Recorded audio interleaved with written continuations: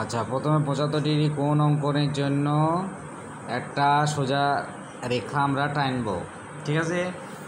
দিয়ে এরপর এইখান থেকে যে কোনো একটা ব্যাসার্ধ নিয়ে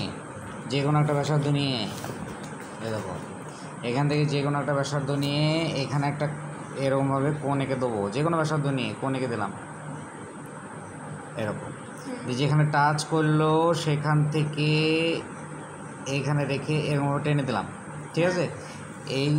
এই বিন্দু থেকে এই বিন্দু পর্যন্ত টানবো, এই বিন্দু থেকে এই বিন্দু পর্যন্ত, এখানে যেখানে টাচ করেছে সেখানে টানবো।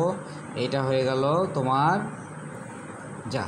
এটা হয়ে গেল 60 ডিগ্রি কোণ, ঠিক আছে।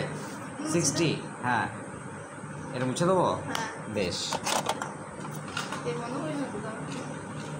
বন্ধ করো না।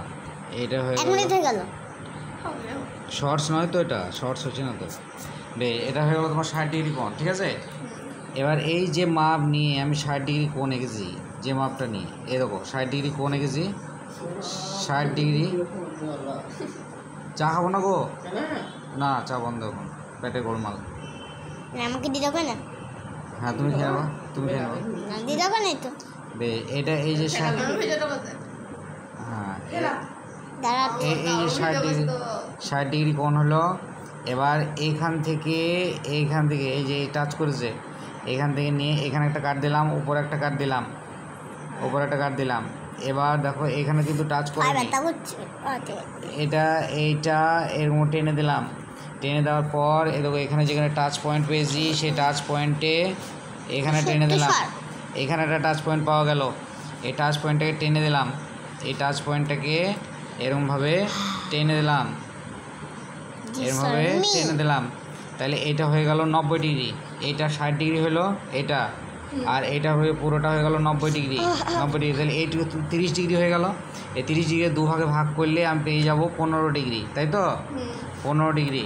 তাহলে এটাকে এরকমভাবে টেনে দিলাম, এটা এরকমভাবে এটাকে টেনে দিলাম, এটাকে এরকমভাবে টেনে দিলাম।